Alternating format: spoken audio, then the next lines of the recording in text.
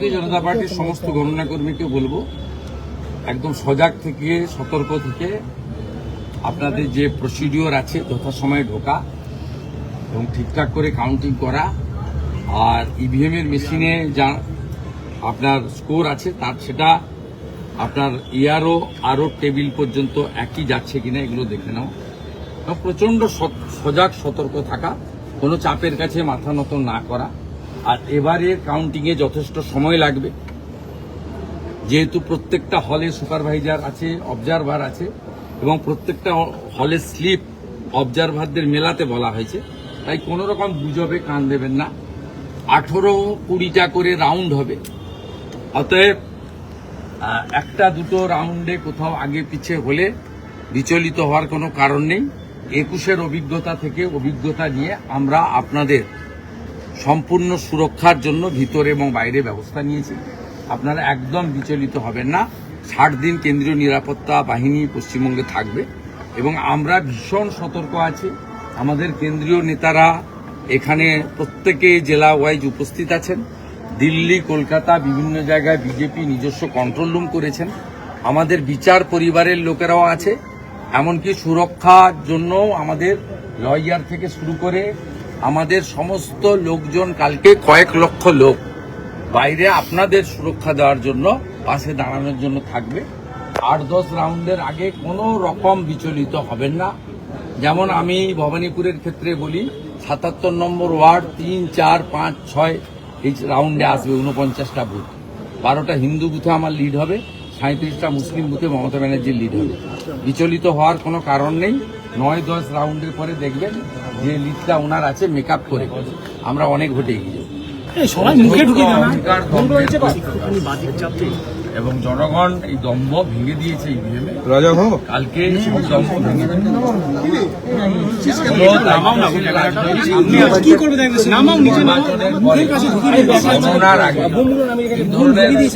কথাবার্তা বলা উচিত নয়। আসল কথা, সংগ্রাম বা লড়াইয়ের মধ্যে দিয়ে আসেনি বা উত্থান হয়নি। যারা সংগ্রাম বা উত্থান পতনের কোনো সাক্ষী ছিল না, তাদের সবসময় যারা মানে রাজনীতির রাজভোগ খেয়ে এসেছে তারাই এই ধরনের ঔদ্ধত্য প্রকাশ করতে পারে। আমরা বাম জমানা দেখেছি, সে লড়াইও করেছি, বামকে হারিয়েছি। তৃণমূলের জমানাও দেখেছি, গত 6 বছর আমরা লড়াই করেছি, আবার সেই লড়াইও দেখেছি, নির্বাচন হয়েছে। এখন ইলেকশন কমিশনকে গণনা কর্মীদেরকে সহযোগিতা করা উচিত, তা না করে এই ধরনের উস্কানিমূলক ঔদ্ধত্যপূর্ণ সংবিধান এবং দেশকে আক্রমণ করে কথাবার্তা দেশের মধ্য থেকে, এটা আমাদের দেশ বলেই হয়তো সম্ভব হচ্ছে। এটা অন্য কোনো দেশে এই ধরনের কথাবার্তা বললে ওই দেশের আর্মি বা সরকার মানে অন্য ব্যবস্থা নিতে প্রশাসন। এখানে ভারতবর্ষ একটু উদার নীতিতে চলে। ফলতা নিয়ে কমিশন বলছে যে কমিশনেরও যারা নিযুক্ত কর্মী তাদের একাংশের বিরুদ্ধে ব্যবস্থা নেওয়া হতে পারে, কারণ যেহেতু একটা গোটা বিধানসভা। Election commission is trying their best. পুরো প্রক্রিয়াটা নিচের তলাতে অনেক রকম ঝামেলা আছে। এই সেকশন অব দি অফিসার্স যারা সুবিধা ভোগ করেছে তারা তো যেন তেন প্রকারণে তৃণমূলকে রাখতে চায়, পারলে ইভিএম ভেঙে দিয়েও রাখতে চায়। এটা স্বীকার করতে রাজি না, কিন্তু পুরো বিষয়টা তো ইভিএম এ বন্দী। আর ফলতার ক্ষেত্রেও নির্বাচন কমিশন যা সিদ্ধান্ত নিয়েছে সঠিক সিদ্ধান্ত নিয়েছে এবং ভারতীয় জনতা পার্টির সরকার কালকে তৈরি হয়ে গেলে ফলতার নির্বাচন অবাধ গণতান্ত্রিকভাবেই আগামী দিনে ভারতীয় জনতা পার্টির সরকার পরিচালিত প্রশাসন ইলেকশন কমিশনের সাথ দিয়ে সঙ্গ দিয়ে করাবে, বিশ্বাস আমার আছে। 2 আইএএস অফিসারের বিরুদ্ধে আপনি যে অভিযোগ শামা পারভিন এবং প্রীতি গোয়েল অতি উৎসাহ নিয়ে কালকে এটা করছিলেন। আমরা অভিযোগ করার পরে ইলেকশন কমিশন থেকে সমস্ত এডিএমদের সঙ্গে যোগাযোগ করা হয়। 2 জন স্বীকার করে যে আমাদের ফোন করে এটা করেছে। কি করছিল? ভারতীয় জনতা পার্টির কাউন্টিং এজেন্টদের নামের তালিকা, অ্যাড্রেস, ফোন নাম্বার ইত্যাদি সংগ্রহ করছিল তৃণমূল কংগ্রেসকে দেওয়ার জন্য। এখনো ত্রুটি বিচ্যুতি আছে। আপনি গতকাল দেখেছেন আমি কমপ্লেনের পরে পিংলা এবং দাসপুরে কন্ট্রাকচুয়াল সরানো হয়েছে। আজকে আমি অভিযোগ করেছি যে কে কোন টেবিলে কোন বিধানসভায় আছে।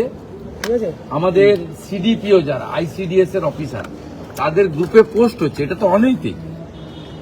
এক্ষুনি আমি ইলেকশন কমিশনকে পাঠালাম, এসডিও তুফানগঞ্জ তারা কন্ট্রাকচুয়ালদেরকে ডেকেছে সকালবেলা ডিউটি করার জন্য।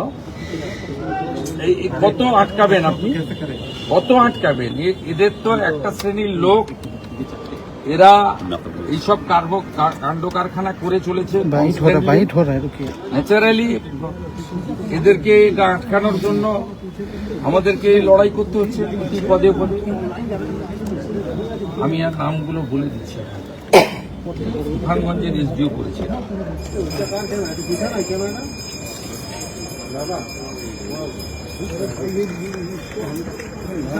এই যে কন্ট্রাকচুয়াল দেখুন, দুজনকে দিয়েছে, যে permanent staff Bijan Dey UDC, মামসি Chakraborty LDC, Mitali Chakraborty group D. Contractual সুদে বোঝা, বঙ্কিম বসা। আপনি দেখুন কি করে এরা এই যে এসব যে করছে, সুদে বোঝা ডিএমকে বঙ্কিম বসার দিও, এরা কোচবিহারের SDO Tufanganj. It has come to notice the undersigned that the following two staff, permanent and contractual of this office, are found to irregular in performing their duty. যে কাল সকালে আসার জন্য কন্ট্রাকচুয়ালদের দায় কি? প্রতি মুহূর্তে এই জিনিস এরা করে যাচ্ছে। তারপরেও আমরা বলি, আমরা মানুষের জনাদেশ বা আশীর্বাদ বলুন, হিন্দি বলুন। আরেকটা বিষয় উঠে আসছে যে নন্দীগ্রাম, ভবানীপুর রাজ্য জুড়ে বিজেপির ফল নিয়ে আপনার এখন ভারতীয় জনতা পার্টি সরকার করবে, ম্যাজিক ফিগার পেরিয়ে যাবে। বাকিটা আজকে কয়েক ঘন্টা আগে সংখ্যা না বলা।